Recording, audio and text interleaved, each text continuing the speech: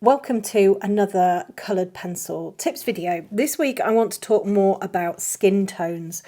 I have some videos coming up with colour recipes for darker skin, but I find Caucasian skin, fair skin, to be really quite challenging because of how we perceive it. Of course, my first love is drawing animals, but my passion for drawing human subjects has definitely grown. And the more I do, of course, the more I learn about skin tones. As usual, for realism, the most important part of your drawing is around the values, the darks and the lights, and this changes depending on the subject you're drawing and the surroundings they're in, which I'm hoping to demonstrate as I work through a few images and talk to you about what to really look out for when drawing fair skin. So if we take our first subject here, cute little baby, you know, if you're wanting to draw your grandchildren, your children, you want to start taking on human commission portraits, it's really, really important to understand how skin is made up and the colours that we use to create skin. And like I said, we're going to start with the fair skin because I think that is one of the most difficult to draw because we see it as fair. We see it as sort of like light pinks, light peaches, and inevitably what happens is we end up with a drawing that is far too light. And that's what I want to just briefly talk about in this video is around what kind of colours we can use to draw skin. And the first thing I'm going to do, and this is not something that I recommend for picking colours, it's something that I do just to demonstrate how dark colours are and what kind of colours it's more around the values really, what kind of value we're aiming for when we're drawing a portrait like this. If you look at this portrait, of course you can see all sorts of different colours. We can see there's some really sort of, in the nostril area here, it's almost like a dark cadmium orange in there. We can see some lovely sort of rosy cheeks here, which is probably a little bit of pink, maybe some pale geranium lake, just gently glazed over the top of some lighter colours. We can see some very sort of pale colours in here. And it's these pale colours and the really dark areas that we really, really struggle with. You can also see blues and violets in the skin, particularly when we're drawing babies. Their skin is very translucent. We can kind of see through it. You can see all these little veins and everything coming through.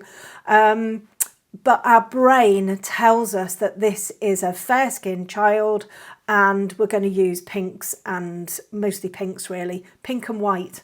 When we look at the eyes, again, you know, they're actually very, very dark. And again, another common mistake when drawing children, humans, we tend to draw the eyes a little bit too light, and we tend to draw the eyes how we think eyes should be drawn.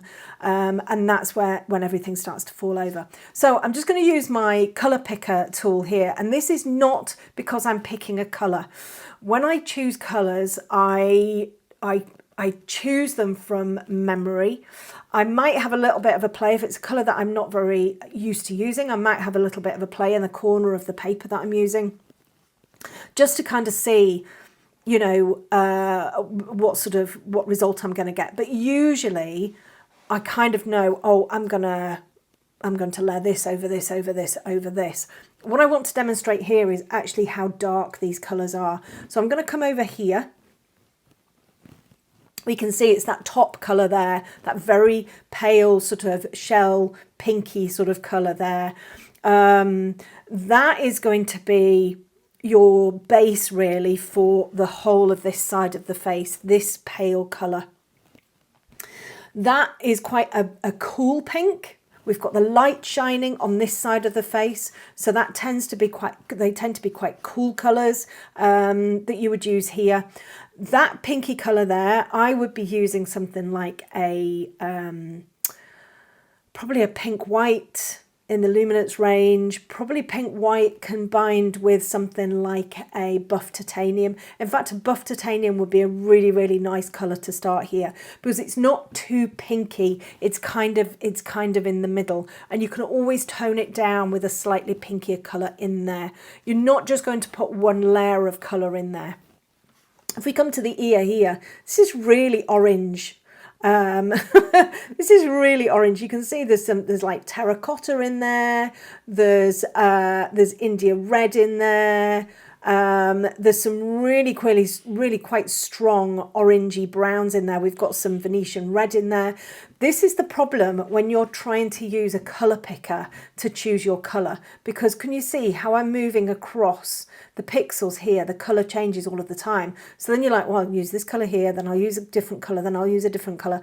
It's not about that. It's about getting the idea of this colour in there. So you might use a terracotta in with maybe a little bit of Venetian red, in with maybe a little bit of sanguine, and you might just sort of create this idea here. When we come over to here, this is a much more sort of peachy, and then of course we come into that much paler sort of pink white, buff titanium, that kind of thing. So really understanding your colours is important, but it's also important to understand the depth that we've got here. So here we're very light. If we come over to this side of the face, which is all in shadow, and we kind of bring the tool over here, the colour picker tool over here, this is really quite dark over here. And again, it's not about picking, oh, I've got to do everything in that colour, because you can see we've got paler bits, we've got some bluey bits in here, sort of purpley bits in there that don't necessarily, when I look at this, I see bluey purple here. When you put the colour picker on, it doesn't pick up on that. And this is where things start to go a little bit awry. You know, if I bring this into here, we can see this is starting to pick up some really quite darks in there. But when you look at it, this is definitely bluey coloured. You can see the pale sort of violet-y colours going in there, and very pale blues in there as well. You know, we've got sort of like some light cobalt blue in there in the skin. If we come onto the nose, again, the nose is sort of quite orangey, but it's all about how we mix those colours together. So we're bringing in the lighter colours with the darker colours, you know, looking at how we're going to sort of bring these dark areas in here. This is very dark around the mouth. Another very common mistake is to go very pale on the face, and then it's much easier to get the values correct on dark subjects like a mouth, like the eyes, like the nostrils, and then the rest of the skin stays very pale. So that's something we've got to be really careful about. With this image here, this is still fair skin, but this is all around the lighting. This is very much around the lighting. We've got this strong light hitting the far side of the face, so anything that's sort of lifting up a little bit, so down over the top of her forehead, down around her nose, that little bit of a cheek there, anything that's sort of sticking out slightly, we're going to get the light hitting that, and then we're going to get all of that gorgeous dark shadow. The values in these dark areas are really dark. You can see there, that's a very it's like Cassell's earth dark brown in there. Really dark on her cheek here. You know, again, this is really dark. But if you were just to draw this and not check your values, you probably wouldn't. You'd probably be thinking, hang on a second, this is crazy that I'm going so dark. In her eye here, this is really dark, and it's important that we capture the values, capture the depth of the values in there.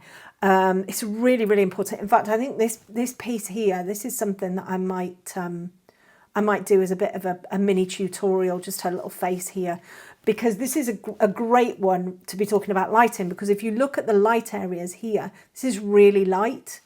This is really light. This is almost like a white, you know. Here we go a little bit darker, but still really light. And then we've got this very dark area next to it. So it's very much around about the surroundings, around the lighting, as to, you know, how we're going to use those values. On her little arm here, you know, this is really dark. And we've got that light just where that light's hitting it. So again, really taking into account the surroundings of your subject, the lighting, working out what your values are going to be. Sometimes it's easier to change your piece into black and white. That way we're discarding any of the colour, and we're really understanding how everything is working with just values. This is something that you can do actually on a regular basis with your own work. You can take a photograph. You can have a black and white version of the photo you're working on. You can take a photograph of your drawing. You can switch it to black and white, and then you can actually have a look to see if your values match. We'll do that a little bit later on with the piece that I've just done, and just have a look at how the values match. And I'm guessing I probably haven't gone dark enough in there as well. This one here again, very much around the colours that are used in the background. So this is a very warm piece. We've got all of these lovely sort of goldeny, orangey colours around the subject. So when we come to look at her skin tones, they're going to reflect an awful lot around what is surrounding the subject.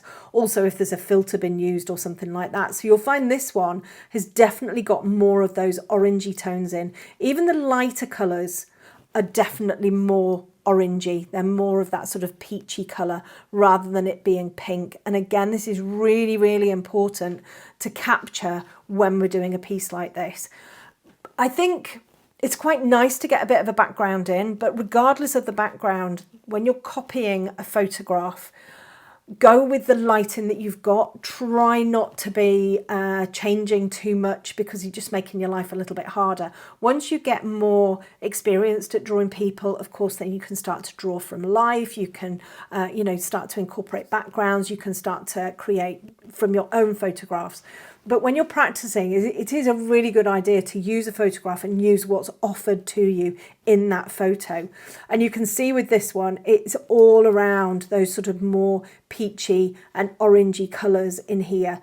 Even the sort of those shadowy bits under her eyes, they've still got that sort of little bit of an orangey glow to them, purely because of how the subject is surrounded by that particular colour. So it's just really, really important. Now with this piece, if we were to draw this piece, the risk would be that everything would be too pale. We would go too pale everywhere. These areas here, this is sort of like a very pale peachy colour. I'd probably use something like the pale peach in the light fast range. I'm just trying to think of the luminance colours. Probably again something like a buff titanium. That's going to work quite well for these sort of pale bits, and of course you can layer bits over the top of them, but it's how you combine that with the colours that are next to them. So when you've got a colour this light with the nose there, and then you've got one next to it which is this colour, how do you get that to work without there being sort of like a really strong harsh line between them? Because that's basically, those are the values that you've got on her nose. You've got the light colour at the bottom, which is that highlight, and then you've got the darker colour at the top, which is the shadow. But when you look at the piece here, this doesn't look nearly as dark as it does on the on that colour wheel. It just doesn't look as dark. You wouldn't think it was as dark as that, but it is. It's really quite dark. So these are the things that we've got to be really, really conscious about. I've just given you a few ideas here as to some great colours that you can use for your portrait work. So it's not just about the pinks and the peachy, orangey colours. There's all sorts of things in there. And this is for those the pale skin, the fair skin. The Caran d'Ache Luminance have a beautiful range of colours, and I use these all of the time. The Warm Earth 5, the Warm Earth 10, the Warm Earth 70. These used to be called Dark Flesh, they're now called Warm Earth. Butternut used to be Warm Earth Light Flesh 5% or 10%. Now it's called Butternut. That's a really lovely yellowy, warm yellowy colour. Really, really nice for skin tones. Buff titanium, pink, white. Then you've got the percent colours of the ochre, the burnt and the brown ochre, and the burnt sienna. You've then got your violets in there, ultramarine violet. You've also got violet pink, which is a lovely colour. I haven't put in here. But anything like that, and you'll find your favourites. Caran d'Ache Pablos, the apricot, granite rose and cream. Great to have in your kit for your portrait work. And then the Derwent Lightfast, they've got again some really beautiful subtle colours. The pale peach, it used to be called like pink flesh, light flesh, something like that. Oyster, very bluey pink, very light pink. Mars Violet, amazing. It's quite a dark colour, but amazing for skin tones. Mars Black, again, very, very dark tone, but really good for in those really dark shadows. And the Heather and the Wild Lavender are just a couple of variations on those sort of purpley, violet-y kind of tones. And then you have some more stronger colours in the Faber-Castell Polychromos range. Ivory, of course, then you've got the sort of like the beige red. Pink Madder Lake, Pale Geranium Lake, some really, really nice pinky colours there. Rose Carmine, again, really nice pinky colour. Used as a glaze in over the top of other colours is really useful. Then you've got those very strong orangey and brown colours. Burnt ochre, walnut brown, terracotta. Got the Caput Morton Violet in there. Very dark tone for in the shadows. Raw umber, dark indigo and earth green. You might be thinking, well, where on earth am I going to put those? Honestly, you want to be getting all sorts of different spectrum of colour into your work, and it really, really does make a difference.